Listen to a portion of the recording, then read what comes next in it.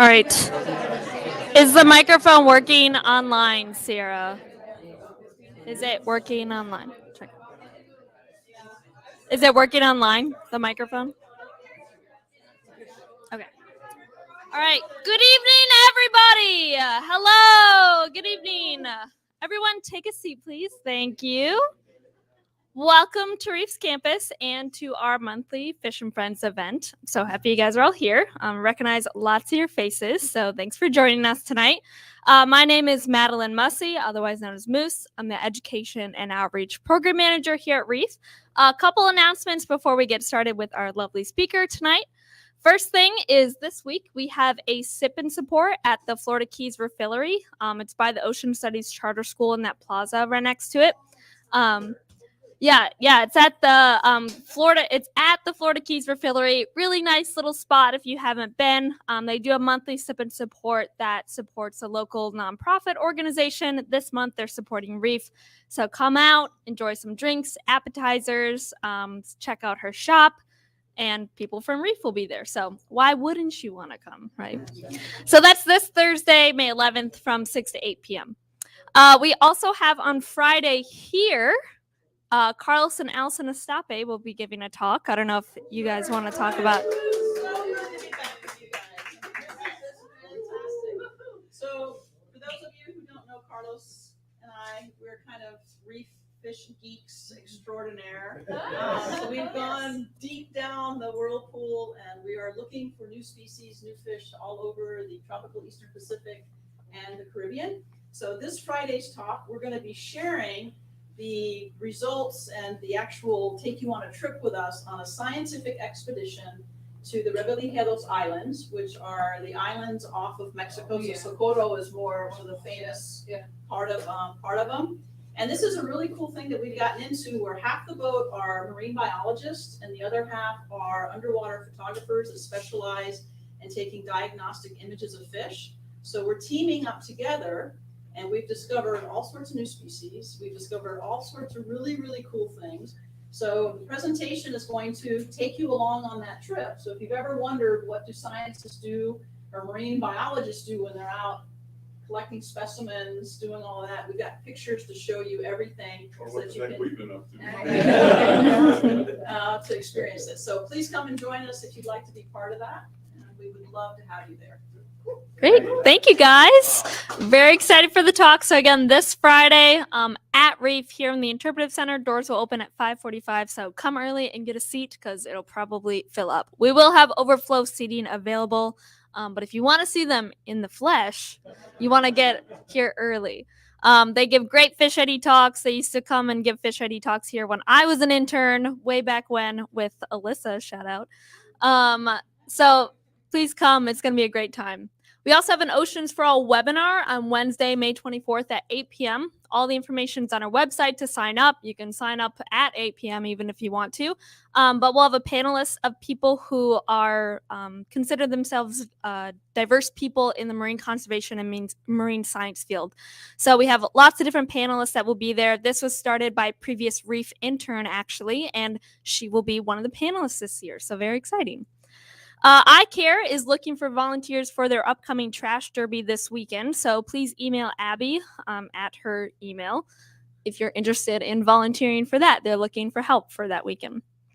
And then also Leah at the United Way said that they're looking for a coordinator still for their Ocean Guardian School coordination for that project. So if you or anyone you know is interested in that program, you can email her.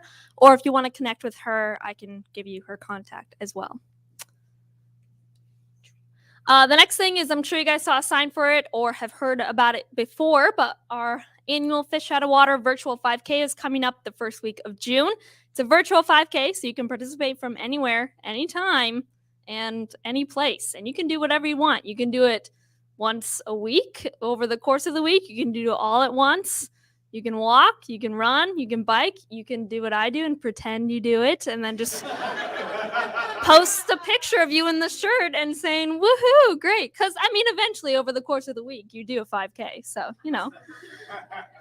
Registration starts at $35. Unfortunately, the early bird just ended. But all the money goes to our Oceans for All Fund, which provides inclusive programming for groups of financial need and diverse backgrounds, and also provides housing and a stipend for our interns and fellows. So if you register for the 5K, not only do you get a cool shirt and some stickers, but you also get to do something good for marine conservation. We have our annual Linefish Derby coming up in September. If you have questions about the Linefish Derby, you can ask that guy in the back in the Linefish shirt, Dylan Happel. So he is helping coordinate the Linefish Derby this year. I won't get into too in detail about it since it's in September, but it's a really fun event. And if anybody wants to sign up a team, they can sign up a team. And then we have the Linefish Sweeps, which are happening from now through the end of June. So people can turn in as many or as little linefish as they want to reef and get prizes for it. I believe if you turn in 10 linefish, you get a shirt. A rash guard, yes. One of the cool linefish rash guards. Who doesn't want one of those? So we have how many participants so far, Dylan?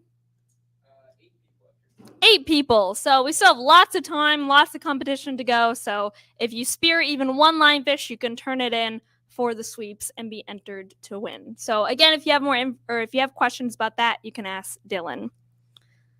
And then I'll go ahead and introduce our speaker, Catherine Uden.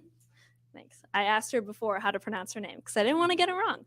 But we're very excited she's here from Oceana. I'm a big fan of Oceana personally, so I'm really excited she's here. She's going to be talking about ending the plastic pollution crisis. So thank you all for coming, and I'll hand it over to Catherine.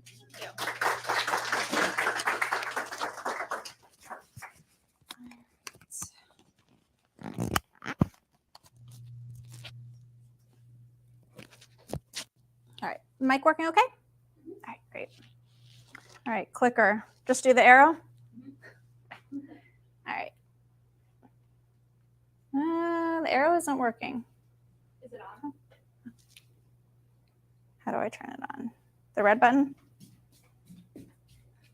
I don't use clickers very often. The arrow's not working. This one? Oh, it's not plugged in your computer. There you go. Is this one here? Is that an HDMI? No. Does this need to be in here too? You can take this one out. Hopefully that'll work. Yay.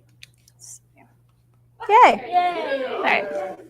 Thank you so much for being here. It's not many people that are really excited to talk about plastic, but I can talk about plastic all day. So thank you so much for being here. It's a topic that's near and dear to my heart and the reason why I started working for Oceana in the first place. My name is Catherine Uden. I'm the South Florida field representative for Oceana. I'm in Broward County, but thank you for giving me an excuse to come down to the Keys. I'm always looking for an excuse for the Keys. Gave me an excuse to go camping at Curry Hammock. So thank you. Oceana, if you didn't know, is the largest international nonprofit organization dedicated solely to protecting the oceans. So we just work on oceans and work in many countries around the world. So we do have offices around the world. We're international. Our head office is in Washington, D.C., and I work for the North American campaign. So every country has its own set of campaigns depending on what their issues are. I mostly work on federal bills, but our plastic pollution campaign is local, state, and federal. Obviously, plastic pollution is such a big problem that we work on that campaign in all of our nations that we work in. So Oceana's campaigns center around overfishing, reducing bycatch, protecting habitat, increasing transparency, and curbing pollution. So that's where our plastic pollution campaign falls. These are just some of our various campaigns that we work on here in the US. Actually, we just won this campaign in the top right-hand corner, which we're really proud of, the shark fin campaign, banning the sale and trade of shark fins in the United States, just passed heading into the end of last year. We also work on a campaign to protect the North Atlantic right whales from extinction. We have our responsible fishing campaign working on less destructive fishing practices, restoring our oceans by stopping illegal fishing. We have our offshore drilling campaign that we're still working on, and of course our plastic pollution campaign. And I mostly work on plastic pollution. So, and they put me 80% plastic pollution this year. So I'm really excited because that's what I like talking about. So this is how we win our campaigns at Oceana. We work with our scientists in Washington, D.C. So I don't have a science background, so I really rely on our scientists in Washington, D.C. when I need information about right whales or certain fisheries or things like that. We have lawyers, obviously. I'm kind of more the advocacy and the grassroots side. And then we all obviously have our communications team. So that is Oceana. So what is the problem? So we know that we have plastic, and it's a substance that was made to last, for centuries. But I don't think anyone really predicted what a huge problem it would cause, especially in our oceans. We're producing a lot of plastic, and it just isn't really going away for so long. It takes a really long time for plastic to go away, and we're making products out of things that we really don't need to be making products, out of plastic. So this is a huge issue, and obviously Oceana works on oceans, and we're seeing a lot of this in our oceans and inside of our marine life. So again, this is a problem that we work on in all of our nations because it's a worldwide problem, and we're seeing it everywhere, and it's a problem in every single nation. So we're seeing it the deepest, darkest places in the ocean. When we go explore the ocean, we see our endangered animals eating it. We know that our endangered sea turtles, when they see plastic, especially plastic bags, it looks like plastic. It starts smelling like plastic because it collects algae in the ocean. And so they're ingesting it, and almost all sea turtles are being found now with some kind of plastic inside of them. So this is a whale that, it was deceased, and they did a necropsy. And the scientists laid out the contents of the whale's stomach onto a tennis court. And this was the contents of one whale. And this is all plastic sheets, plastic bags, all kinds of different types of plastic, and some fishing nets right there, but laid on a tennis court. And this is ultimately what the whale died from. And this is being found in many different animals around the world when they do necropsies, finding these animals full of plastic. So it's not just marine life that's being found full of plastic. So this bird is called an albatross. And the albatross are found on the Midway Atolls, which are islands way out in the Pacific, kind of far from civilization. And these birds are going out and trying to find food for their young, and they're bringing back this plastic to their young. And these skeletons just like this are being found all over the island. It's not just one, it's all over the island. And very young chicks are also being found exactly in this state because their parents have come back and fed them this plastic. So it's not just marine life that's being affected. So Oceana came out with the report. I believe this was maybe 2019. And so they collected all of the data from all of the animals that had ingested plastic or being entangled in plastic, basically died of plastic in US waters. There was something like 1,800 animals that they studied. So different kinds of animals that were in the report were sea turtles, manatees, seals and sea lions, different kinds of whales. And actually I put some of the reports out if you saw the table when you came in. And it's also online, so you can look at it online. But these are the animals that were in the report that were entangled in plastic or ingested plastic. And this is actually a tiny sea turtle. I think this was actually in Broward County or Palm Beach County that was trapped in a tiny little plastic lid. So every time I see a tiny little plastic, I just think of this baby sea turtle. I can't not pick it up because if I don't pick it up, a little baby sea turtle is going to get trapped in it. So, it just shows that even one tiny little piece of plastic can affect a marine creature. So this is a seal that had a plastic ring around its neck, and when it was growing, the ring started, choking the seal and getting embedded into its skin. We have dolphins. I actually saw a dolphin just like this in Hawaii with a plastic bag around his dorsal fin swimming by me. This is a manatee with a tire. And so we're seeing sea life being affected, either ingesting or being entangled in plastic. And in the cases where plastic ingestion was likely the cause or contributor to death, 7 involved just one piece of plastic. So it doesn't take a whole stomach full of plastic, although that can happen too, where they ingest so much plastic that they can't eat anymore and they starve to death. But there was one whale, I don't know if you read about this endangered whale in the Gulf of Mexico, ate a 4-inch sharp piece of plastic, and it ended up rupturing inside of his stomach. So it just took one 4-inch piece of sharp plastic to take down an endangered whale. So it's even one piece of plastic is a huge problem. And I know I originally got into this work because I was a school teacher up in Broward County for 15 years. And on my spare time, I started, I was chair of the Surfrider Foundation Broward chapter, volunteering, and did 1 billion and 1 beach cleanups. And ultimately you get very disturbed by the amount of trash that you're seeing. I would stand up paddle in Fort Lauderdale. I saw manatees swimming in garbage. And, you really want to do something about it and get at the source of the problem. So what happens to plastic? People always wonder, well, how does this plastic get into the ocean? They kind of have visions of like other countries where they're dumping trucks of plastic into the ocean. And plastic gets into the ocean in different ways. So plastic on the streets can wash into storm drains and empty into the ocean. So people, I often tell them, if you're cleaning up the highway from garbage, you're probably saving the ocean because drains can lead to the ocean. The wind and the rain can transport plastic waste from landfills to streams and rivers. And also industrial products can be improperly disposed of or lost during transport. So I know sometimes even when you think that you're disposing of something properly, it still gets lost in transport or end up leaking from landfills. And I heard somebody phrase throwing away something properly. When you send something to a landfill or an incinerator, it's still going into our environment because that landfill could have been a field or a park or a forest. And our landfills are becoming so full here in Florida that they're either having to expand them or truck them away to far distances, which is also not good for the environment. So we have to think that even things that we properly put in the trash can still basically going into the environment. And a lot of our garbage is being incinerated, which is also not good and causing pollution. So what happens to plastic when it enters the ocean? So there's different things that can happen. Sometimes the less dense plastics can float on the ocean surface. Sometimes it breaks into smaller pieces, which become microplastics, so the sun photodegrades it into tinier and tinier pieces. Some plastic sinks and makes its way through the water column. Some are ingested by zooplankton fish, and I think there are even videos of zooplankton, basically eating and ingesting tiny, tiny pieces of plastic. And then some eventually ends up on the seafloor. So different things can happen. So people often say, well, why don't we just go clean it up? It's very difficult to clean up plastic, especially when it either when it sinks or when it becomes tiny pieces like microplastics. So this is an example of microplastics on a beach, and I actually went to a beach in Oahu that looked just like this. The sand was all different colors because it was just all plastic. It was really sad to see. So again, this kind of illustrates how difficult it would be to clean up all the plastic that goes into the ocean.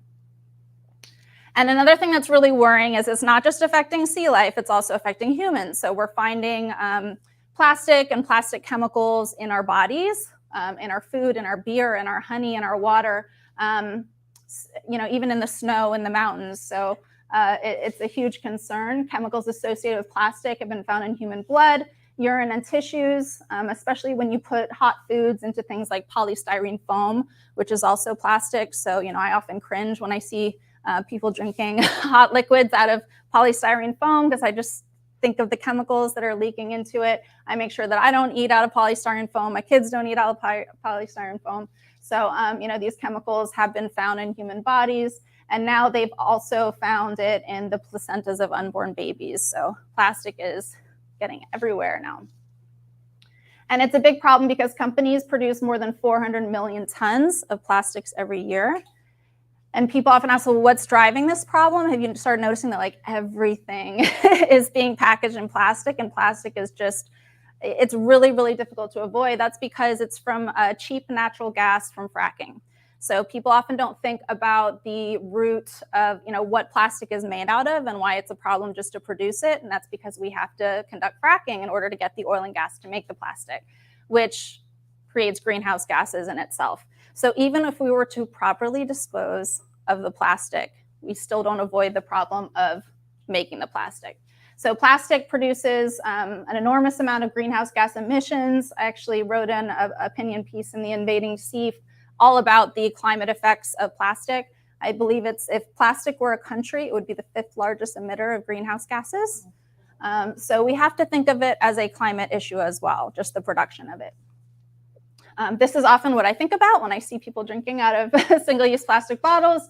I just imagine the greenhouse gas emissions coming out of it. This is from the Center for International Environmental Law. They have a really good paper online about the climate effects of plastic and just the plastic life cycle. Every part of the plastic life cycle, from production, distribution, and finally disposal, is emitting greenhouse gases. So a lot of people also say, well, this is another country's problem. This isn't us. The US is really responsible with plastic. But actually, the US is responsible for some of the highest plastic inputs to the ocean in the world. We rank 3rd. And the US also generates more plastic waste than any other country in the world. So we're number 1 with plastic production. So we have a huge role to play in the reduction of plastic pollution. So I also don't want to skip over the fact, we're Oceana, so we deal with ocean and how this affects ocean animals, but I also don't want to diminish the human impact and the social justice implications of plastic production. So this is Cancer Alley. It's nicknamed Cancer Alley. It's a community in Louisiana, if you haven't heard of it. The people who live there have really high rates of cancer because the petrochemical plastic production facilities are in their community. And I actually interviewed the person who started Rise St. James. She was also a teacher, but she noticed that all these people in her community were getting sick. And so she became an activist, and she's actually been pretty successful in stopping another petrochemical plastic production facility from being constructed in her community. So we also have to think about, obviously, where plastic comes from, that it's made from fossil fuels, and that it's polluting these, low-income communities. So if we thought about all the plastic bottles that we use, in 1 month, we use about 40 billion bottles. And this would be, all these little blue specks would be all the bottles that we use compared to the Eiffel Tower. And in the past 10 years, 4 trillion bottles. So there's New York, and that would be our mountain of plastic bottles that we are using. So the plastic industry is betting that annual production will more than triple by 2050. So when you think about how much more plastic we're going to produce in the future, you also have to think how much more we're going to end up seeing in the environment because of that. So plastic leakage into the ocean, obviously, if we're producing more plastic, we are going to be seeing a lot more plastic in the ocean by 2040. And so when Oceana was doing their plastic pollution campaign, we were looking at, what we're going to focus on.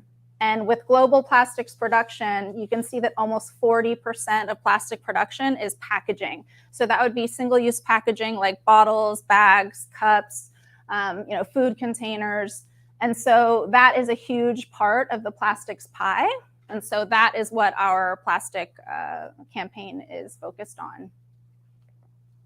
So if you've also ever done beach cleanups, which you probably have, and you probably pick it up all the time when you're around the water, I know I do, that's why I got into it, but these are the items that are most commonly collected in beach cleanups. And there's a lot of data with that. If you've ever done an International Coastal Cleanup Day with the Ocean Conservancy, they usually have people tally what they're picking up. So every time you pick up a straw, a cup, a bag, it just gives them good data on what kinds of items are problematic. And these are the items most commonly collected in beach cleanups. So when you look at them, straws, utensils, bottles, bags, cups, these are items that we probably could have made out of a different material that would have been more friendly to the environment. Or we could have just avoided them completely, maybe use something reusable or not use them at all. So definitely a problem that we can do something about. So also, if you look at most plastic in landfills, which again, landfills are a problem, they create greenhouse gases. So if you look at landfills, most plastic in landfills is single use, so 61%, non-durable, plastic bottles, cups, straws, again, things that we could have probably avoided in the first place. So a lot of people, mostly the plastics industry, will tell you that all we have to do is recycle better, or we can turn to things like chemical recycling, or things like that. So when we look at solutions, we don't want to look at things that aren't working. So let's look at recycling. When we look at recycling, the best estimate of how much plastic we recycle is only 9% at best. And if you look harder into that number, because some things can only be recycled once before it becomes garbage, really it goes down to more like 2 or 3%. But best estimate is 9%, which isn't a lot at all. In fact, there was one, it was a Florida Department of Environmental Protection report, I think it was 2019, and they looked at all of the plastic bottles that had been properly collected by Waste Management, these counties all over the state of Florida. Now, these are bottles that were properly collected, not bottles that went into the environment. And all the plastic bottles that were collected in the state of Florida, only 6% were actually recycled. So we think that we're putting things into a bin and doing the right thing, and they're not actually getting recycled. People think they're getting recycled, but they're usually getting either landfilled or incinerated. And sometimes when they're incinerated, which people call waste to energy, unfortunately, Florida allows municipalities to count that as recycling when you burn it for energy. You shouldn't, but they allow it. So you might see like, oh, well, this municipality hit a 70% recycling rate, probably because they're considering waste to energy as recycling. So recycling is not keeping up with plastic waste. And again, if we look at the trajectory to 2050 and how we're gonna, triple or quadruple our plastic production, we're definitely not, bless you, we're definitely not going to keep up with the plastic waste. So let's look at what can be recycled. So glass, most people know, can be recycled an infinite number of times. Unfortunately, a lot of glass is not being recycled right now just because there isn't much of a market or it's expensive. But glass can be recycled an infinite number of times. Aluminum can be recycled an infinite number of times. Paper, about 6 to 7 times. And plastic bottles, very few at best, usually only downcycled once. So when people say, oh, we just have to recycle it, it can't be recycled an infinite number of times. Maybe once, and then it's going to become garbage. So we just have to learn to avoid it in the first place. Again, when we look at the trajectory by 2050, we have to think that we're not going to be able to keep up. There's no waste management that's going to be able to keep up with that amount of plastic garbage. So another thing people might not know is that when we used to put things in the recycling bin and send it away, we used to think, oh, they'll make it into a bench here in the United States and things are being recycled here, and that actually wasn't true.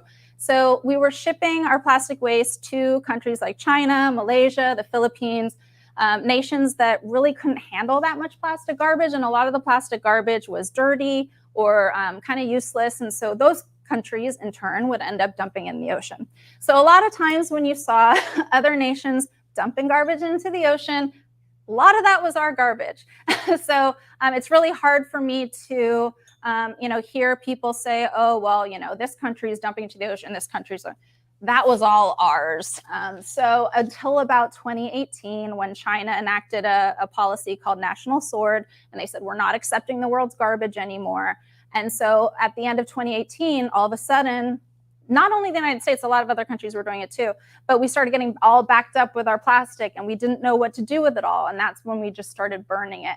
I know there were some municipalities in Broward County where I live that were just honest with their residents and said, look, we're burning everything. Don't even bother putting it in the recycling bin. We're incinerating everything. And they just stopped recycling altogether because they didn't know what to do with it. And it was expensive for them. It would have been very expensive for them to actually recycle it. So a lot of the garbage is being burned or landfilled, unfortunately. So what's the solution? So when your bathtub is overflowing, if you think of a bathtub and the faucet, there's plastic coming out of the faucet, you're not going to run for a mop before you turn off the faucet. So recycling is the mop, and we need to turn off the faucet. So we always say we can't recycle our way out of the plastic pollution crisis. Now, incineration, again, I mentioned before, is not a solution. So a lot of people call it waste to energy. Waste to energy is actually really inefficient. It's like one of the most expensive polluting ways to handle garbage. You have to burn an enormous amount of garbage to produce a very tiny bit of electricity. And I heard that some nations were even importing plastic to burn because you have to have a certain amount of garbage to keep that incinerator running.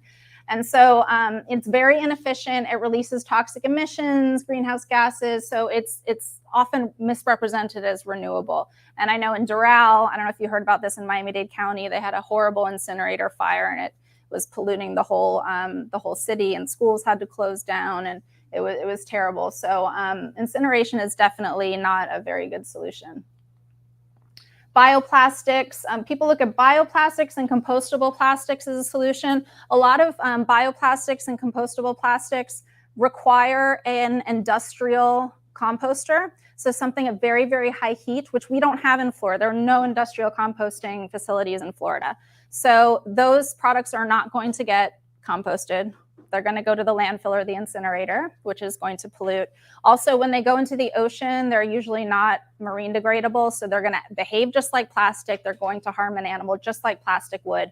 And sometimes they often contain certain chemicals to make them behave more like plastic, so they're toxic as well. So we don't look to compostable plastics and bioplastics as a solution. Also, if somebody thinks that a cup is plastic or thinks that a bottle is plastic, but it's really something like bioplastic or compostable, and they put it in plastic recycling, now you've just contaminated the recycling stream. So we don't look to that as a solution either. We're big advocates of reuse, refill, avoiding disposable things in the first place. Chemical recycling is about as bad as it sounds.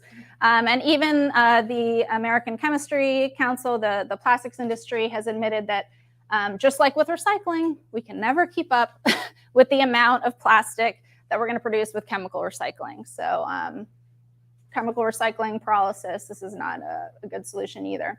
So cutting use to cut production. If you've ever tried to live without plastic, it's very difficult. Even myself that is trying to avoid it all the time, very, very tough, especially when you go to like your normal grocery store. It's very hard. I use a shampoo bar instead of shampoo that's in plastic, but I can't go to my local store and find a shampoo bar. I have to special order it. I have to go to a special store. To get a bamboo toothbrush, usually you have to go to a special store. And so it's like all these different special stores just to try to avoid plastic. It's difficult for the average person. So we really need to make sure that stores and corporations are giving us plastic-free choices.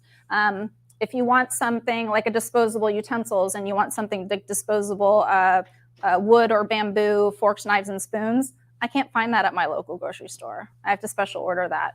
I can usually only find plastic utensils. So we just need better choices, and we need stores to know that we want plastic-free choices. So policies regulating single-use plastics are becoming increasingly common around the world. And this is because it's really hard to rely on individuals to make good choices. And even if you, like we said, even if you want to make good choices, it's hard to find those things. And so that's when policy comes in and is helpful. And obviously that's what Oceana works on, is policy. So policies around the world, it's not unusual in other countries to have a bag ban or have these things regulated. It's weird here in Florida because we're not doing it, but there are some other states that don't even find it weird. So there are other states that don't find it weird to regulate plastic bags or foam or any of these products. Unfortunately, here in Florida, it's a little strange, but it really isn't strange in many places in the world. So Oceana's campaign goals, we want to pass policies to reduce plastic use. So like I said, most of our campaigns with Oceana are federal bills, but plastic, I work local, state, and federal. So I help local municipalities that want to reduce plastic, try to work on state policy, very difficult on the state level in Florida, and then also working on federal bills. We also work to create plastic-free zones. So we've worked with schools like universities that say they want to reduce plastic on creating plastic-free zones and kind of giving them tips on how to reduce plastic in their cafeterias and on their campuses. And then also getting companies to offer plastic-free choices. So for example, one of the campaigns that we work on is Amazon. So, you know, when you order something on Amazon, you're getting a box full of plastic pillows that you probably didn't need in the first place. A lot of unnecessary plastic. So just trying to ask companies to reduce their use of plastic, package things in different containers. I think in some nations, like companies like Coca-Cola still use refillable glass bottles, which we don't use. We use a lot of plastic. So, asking companies to offer plastic-free choices. So a little on the advocacy side, we have 3 levels of government. In Florida, we have local, state, and federal. And I'm sure a lot of you already know this, but I don't like to assume. But we have, obviously at your local level, your town and county commissions. At the state level, we have a state senator, state representative, and a governor. When you pass a state bill, it obviously has to pass the state house and the state senate, and then it can either be signed or vetoed by the governor. And then on the federal level, you have your U.S. representative. We all share the same 2 U.S. senators, and then the president kind of works the same way. You have to pass something in the House and the Senate, and then it can either be signed or vetoed by the president. So these are all 3 levels of government that we work on with our plastic campaign. On the federal level, we work on a bill called the Break Free from Plastic Pollution Act. It hasn't been reintroduced again this year, but we expect it to soon. And the Break Free from Plastic Pollution Act, you can help us advocate for. It does a variety of things to reduce unnecessary single-use plastics, phasing out certain single-use plastics, just like many other nations are doing and many other states. Puts a temporary pause on new and expanded plastic production facilities, which it will do a lot for environmental justice, preventing plastic waste from being shipped to developing countries, which we used to do, and I think are still doing, expand reuse and refill programs, a beverage container refund program, kind of like bottle deposit, which has been suggested in Florida. Like a bottle deposit bill was introduced, and it didn't get a committee hearing. Most of the good plastic bills don't even get a committee hearing because bills, again, in the state have to pass through various committees before it's voted on by the full House or the full Senate. And unfortunately, many of these plastic bills do not even get one committee discussion. They will not place it on an agenda for discussion. We try every year. So, you can go online and look at the various things that this act does. And again, it hasn't been reintroduced again this year, but it will soon. And we'll put out, action alerts when that happens to contact your members of Congress. People often ask about fishing gear. It does include a section on derelict fishing gear, microfibers, things like that. So has anyone in this room ever called their member of Congress? Or met with their member of Congress? Or written their... Oh, good! Excellent. I love you. Okay. Be like her. Okay, so it's really easy, and it takes less than 60 seconds usually. Very easy. You don't even have to talk to the member of Congress. Usually a staff member answers the phone, and the staff member will say hello, and you just say, hi, my name is Catherine. I'm a constituent. I'm calling to ask, Congressman Jimenez to co-sponsor and support the Break Free from Plastic Pollution Act, and then you give them the bill number when we have the bill numbers after they're filed, and that's it, and they say, thank you, goodbye, and it usually takes about 60 seconds. And some people who are super shy and don't want to talk to anyone on the phone do it after hours, so they can just leave a message on the voicemail. If you're really outgoing, you can schedule a meeting. I would like to have a meeting with Congressman Jimenez or his staff and go in there and meet with them. Anybody can go meet with them. So I encourage you to take that step once you know a bill number and call, because imagine if they got 100 calls in a day about the Break Free from Plastic Pollution Act, and they would say, wow, people really care about this issue, right? All right, so another one that we work on at the federal level is the Plastic Pellet Free Waters Act. This is basically a section of the Break Free from Plastic Pollution Act that kind of policy experts thought might be easier to get bipartisan support on. And so they pulled that section out of the bill and made it its own bill. Again, it hasn't been reintroduced again this year, but as soon as it does, we will be advocating for people to contact their members of Congress about that. And basically, there's no regulations or bills right now that deal with the spillage of plastic pellets. So when a company spills plastic pellets, there's really no recourse for them or anything to hold them accountable. So that's what this bill would do. And is anyone familiar with these plastic pellets, often called nurdles, which is kind of a cute name, so I don't like to call them that. But huge problem because these can spill and get into the waterways. and fish eat them because they look like something good to eat. We did have a victory on the federal level. So we were advocating for national parks to go plastic free. They created kind of a big timeline, so we're trying to shorten that timeline a little bit, but they're going to eliminate the sale and distribution of single-use plastics in our national parks, which is good. Yay. What can we do on the state level? Florida's a little weird. So Florida has these things called preemptions. I like to describe preemptions as a ban on a ban.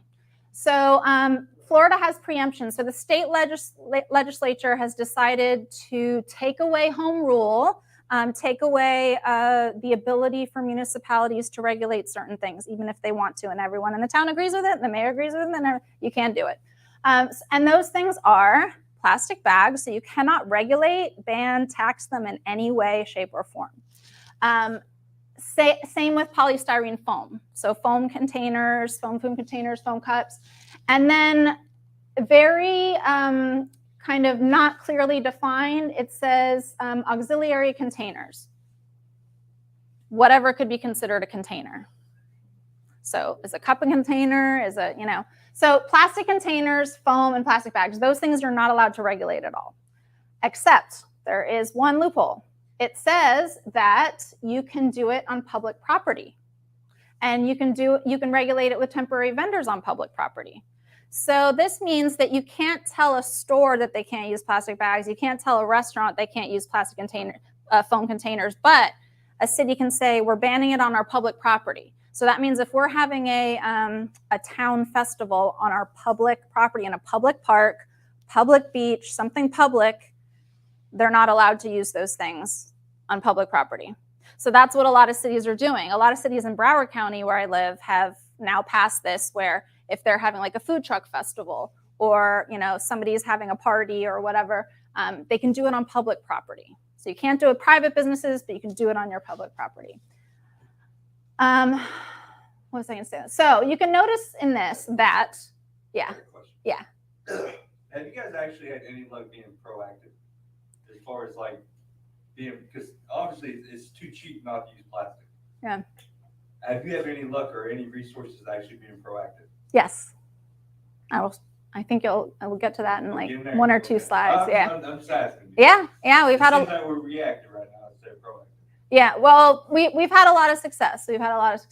So obviously we try to reverse repeal the preemptions on the state level. We advocate for that all the time, and bills have been introduced to, give back home rule. And actually one of the champions of that actually lives down here in the Keys. Her name is Emma Hadesy, who works for Surfrider Foundation now. I was just up in Tallahassee with her. She was able to work with Representative Mooney and Senator Rodriguez on a pilot program bill. So it would basically allow municipalities to voluntarily opt into a plastic reduction pilot program to be able to regulate single-use plastics and conduct, studies on it over the course of years. But it would basically give back home rule to municipalities who want to participate. So it wasn't forced on them. It was a choice, but it was a foot in the door, to regulating plastic. So on the state level, we do ask people to, again, call your state representatives, meet with your state senators, schedule an appointment if you're really, outgoing, and just let them know that you care about this and that you want them to move towards allowing home rule on this issue. There's something called county delegation hearings. So right before legislative session, I really strongly recommend this. Every county, I think it's every county, all of the state representatives and state senators from that county are in one room, and you can talk to them for 3 minutes about anything. And so I recommend going in, and basically you're kind of lobbying all of the state lawmakers in your county at the same time, and they have to listen to you for 3 minutes, and you can tell them, that you care about this issue and that you want them to do something about it. So I strongly advise going to your county delegation hearing, finding out when they are before legislative session. And then during legislative session, make sure that you're contacting them, making sure what committees they're assigned to, contacting the chairs of those committees and asking them to place it on the agenda. Because again, they can ignore the bill. They can be like, we don't want to talk about that. But if they get a lot of phone calls, then maybe they'll be more likely, okay, let's at least put it on the agenda and discuss it. One of the things that I was working on this session, I noticed that our state balloon release bill is very odd. It allows you to litter up to 10 balloons per day. It also, you can release up to 10 every day. And in addition, they also exempt biodegradable balloons, which we all know don't really degrade in the marine environment. They still kill sea turtles, and they usually have strings attached, which also entangle wildlife. So I saw this law, and I thought, we shouldn't be allowed to litter any balloons.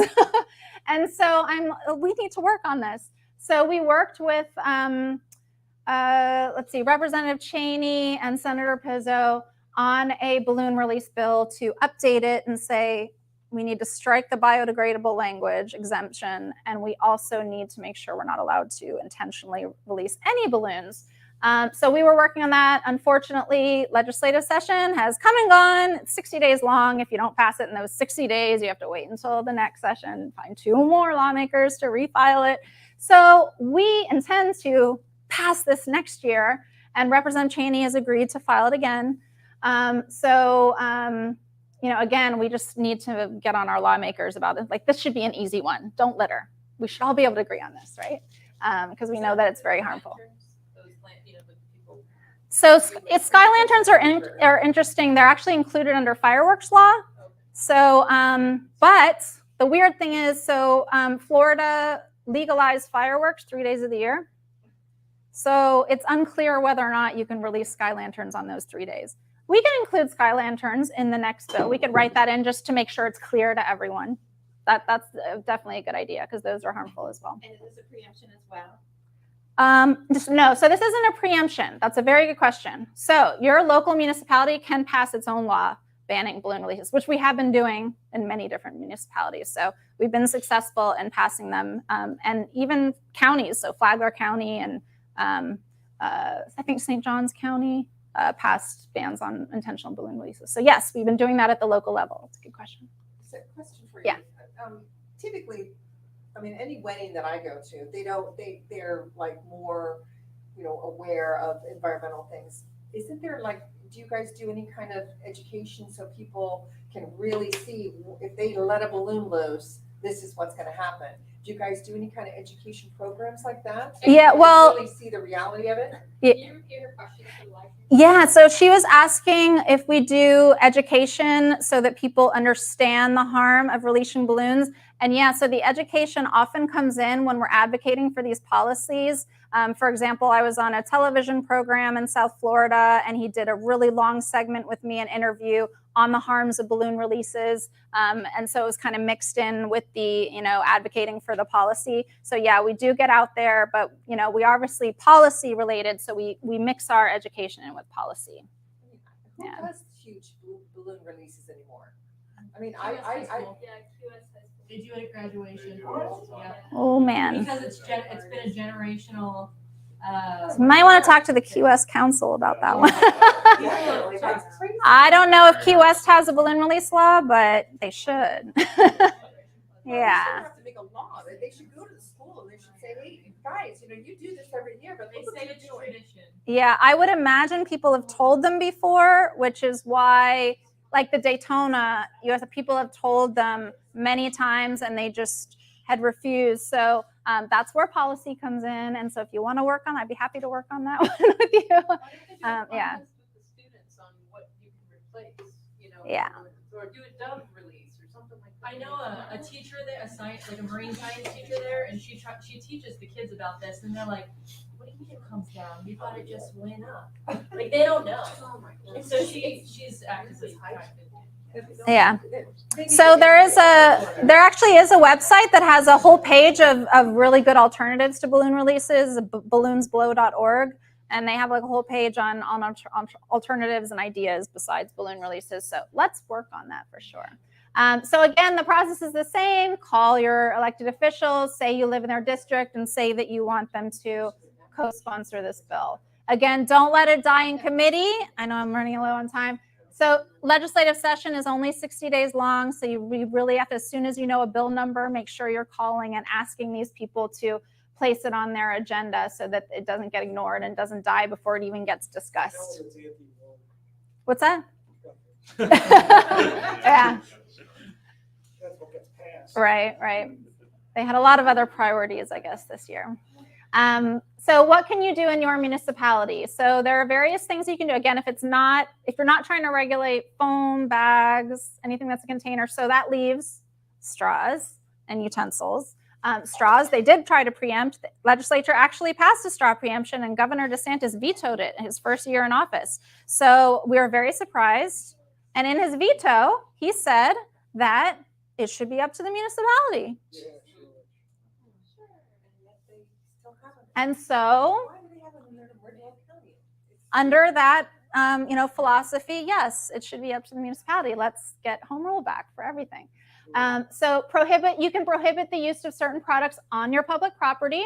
So you can work with your municipality on that. One municipality in Miami Shores prohibited plastic water bottles on all of their public property. One of the commissioners really didn't like plastic bottled water, so he banned it on all his public property, and we helped him with that.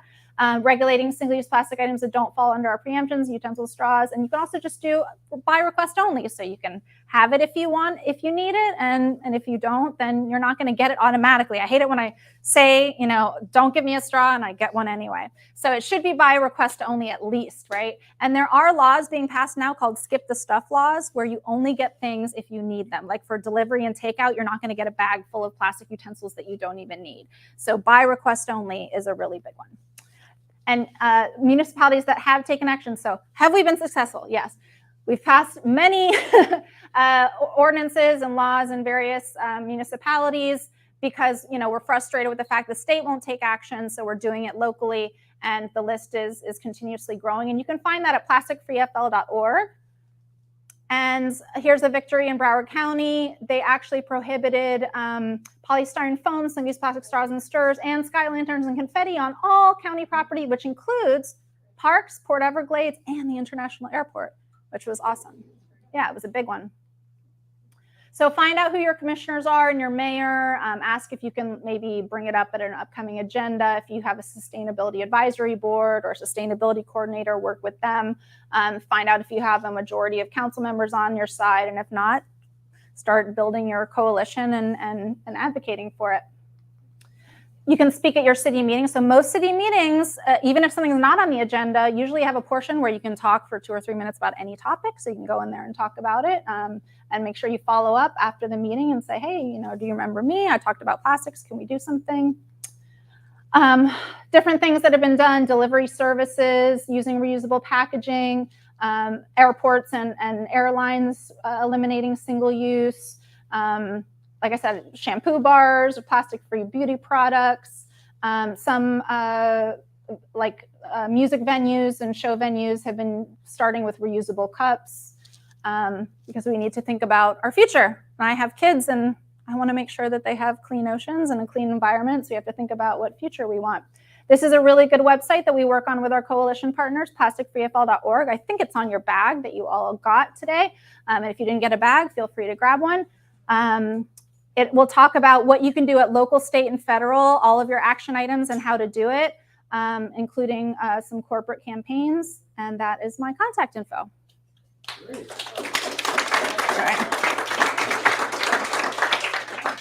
Sorry, I guess I could talk about plastic all day. Does anyone have any questions for our speaker before she leaves? Yes, you got some questions.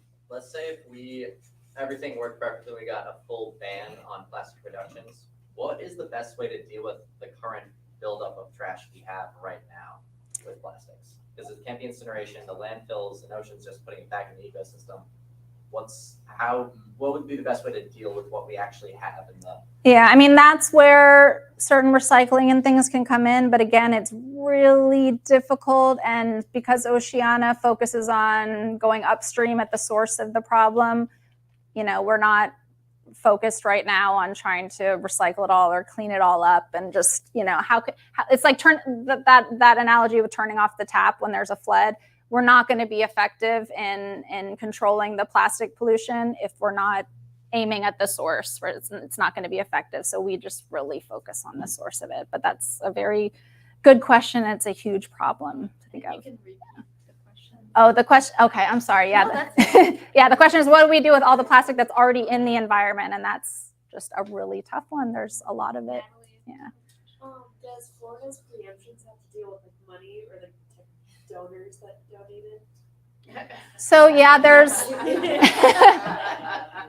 there's lobbying of all kinds. There's good lobbying. I'm a good lobbyist, right? I lobby for good things. There's people that advocate for very good things, and there are people that are in it for industry and for their profits, right? And they also lobby. So that's usually where it comes in. It's a lot of industry pressure, things like retail federations and people that just don't want to, like somebody mentioned, oh, well, sometimes plastic is the cheapest and that's what they want to use, right?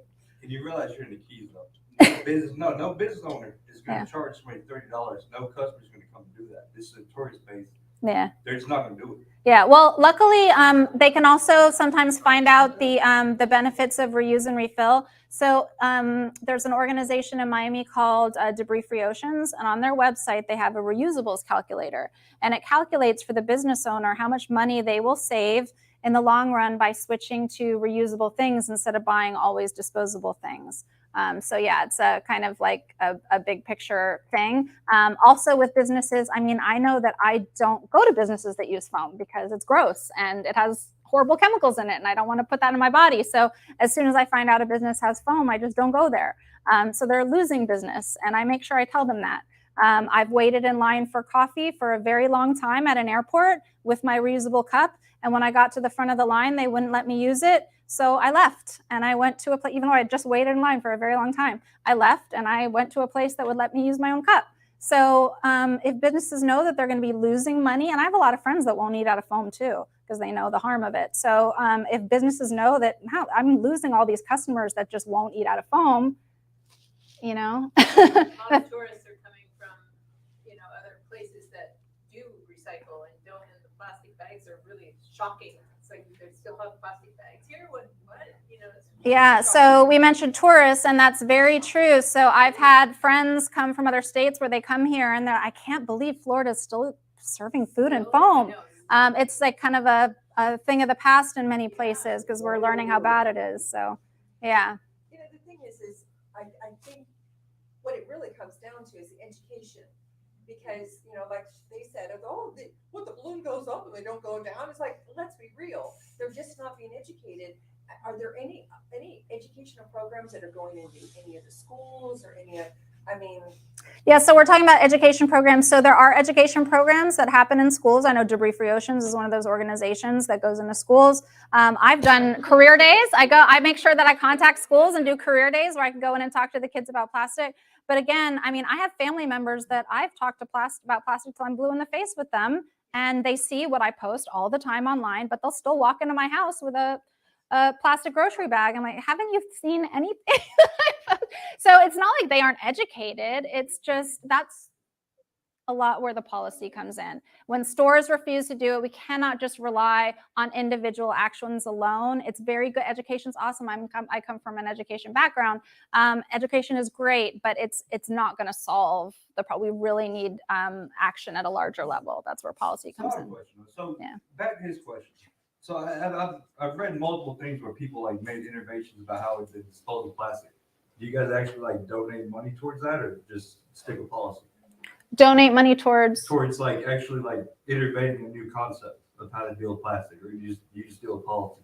I mean, the systems are there. It's been proven in other places, other states, other countries. So reuse and refill. We do promote companies that you do reuse and refill. There are things now, like, for example, called EcoPod, if you've ever heard of it. It's basically like a vending machine where you can get your laundry detergent and your shampoos, and then you can bring your own container. You can fill up your container of laundry detergent, fill up your shampoo, fill up your different things, your dishwashing liquid, so that you're not continuously buying another container.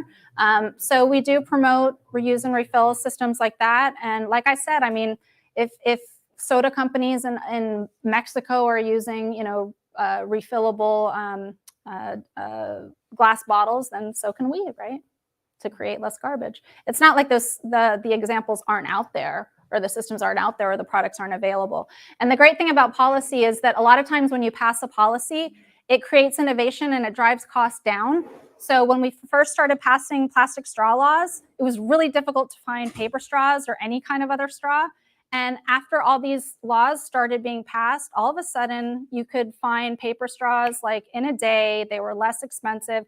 More products were being, there were pasta straws, there were hay straws, there were all these different kinds of straws, there were different kinds of reusable straws, there was metal, glass, bamboo, silicone. And so usually when you start passing these policies, then people kind of have to, the market has to, adjust, and then you see innovation happening and more products and the cost goes down. So that's one good thing about policy. Any other questions? I just wanted to say that the next BOCC meeting, Board of County Commissioners will be up here in Key Largo on June 21st. So if anyone wanted to make a public comment, it rotates between Lower Keys and Middle Keys in here. So every 3 months they are up at the Murray Nelson Center at Mile Marker 102. Great. And when is that, you said? June 21st. June 21st. Great. Thanks for that. That'd be really nice if you could, I mean, I know it's a lot to do, but I know I've had friends that I believe it's, certain things they're trying to change and they'll send out a thing for emails with, all you have to do is copy and paste this and put your name on it and send it off. And I've done that before. It makes it really easy. It's a no-brainer. I don't have to think about how to word it, like you said with the phone calls. Yeah. Something like that, if you send something out like that in an email where we can just sign our name to it for that meeting and have the date of the meeting and that, Yeah. So if anybody is interested in creating a campaign, whether it be Key West with balloons or the county commissioners for any kind of policy, I'm happy to work with you on that and help guide you through it. And I'm even happy to, you'll give me another excuse to come down to the Keys, and speak in person, and just guide you through that process, because we have passed a lot of policies. Even with our horrible preemptions from the state, we've still passed a lot of policies, and I can help you with that, whatever your city or county might be interested in. So like I said, there's some people, some elected officials who are interested in plastic bottles and some that are interested in foam. So it's really up to you. My city passed the plastic and foam on public property, and it's great because now it's built into contracts. So when somebody's having like a food festival or anything, it's built into that contract where it says, even like if you weren't allowed to have glass bottles or you weren't allowed to have fireworks or anything like that, it's basically the same thing. It'll say you're not allowed to have foam at this concert. You're not allowed to use these type of products. So it's made a difference, and it's not 100% compliant. There are obviously some businesses that will just not do it or whatever. But even let's say it's 95% of festivals and businesses that comply. That's still a reduction in plastic, so it's still a good thing. I've been noticing that the stuff that comes shipped is coming in paper now. There's a lot less plastic bubble wrap. Yeah. There's pressure that's applied to these companies. They've been successful. Yeah. McDonald's decades ago only used these foam containers for their hamburgers and French fries and stuff, and that's gone. I don't eat at McDonald's, but I've noticed that there's a lot more paper. It's cardboard. It works when you hit the big companies. Yeah, so the comment was that a lot of companies, he's noticed, have been transitioning away from plastic, and that's absolutely true. With corporations like McDonald's, I mean, McDonald's in other countries, McDonald's in India uses wooden utensils. They don't use plastic. And now McDonald's in, I think it's the UK, uses paper cups for their McFlurries, and Ben & Jerry's now uses wooden spoons for their ice cream instead of plastic. So there are many companies that have been transitioning away from plastic, and there are consumers that notice that and particularly shop and support those businesses that do. So if we make sure that we applaud businesses that are doing the right thing so that other businesses notice, that's going to help. And on that note, thank you, Catherine, for everything. Sorry, guys, we went over on time, but present this to you. Oh, thank you. thank For you. everything. If you guys want more questions for Catherine, I'm sure she'd be happy to stick around for a few minutes to talk, but you can always contact her at Oceana or anyone else there, and we'll be happy to put you in contact with them as well. I know this is a topic we're all very passionate about, so I'm sure there's lots of questions and conversation that wants to happen, which is good. On another note, there's Plastic Free July coming up, so that's a great time to promote and help promote local businesses that are promoting plastic-free things. So Yes, like the refillery, right? Yes, The like the refillery. Yeah. So you guys should all come out to the Sip and Support on Thursday. Yeah. Yes. So thank you all for coming. We'll see you next month at Fish and Friends. And say goodbye to our lovely marine conservation interns on your way out because this is their last Fish and Friends.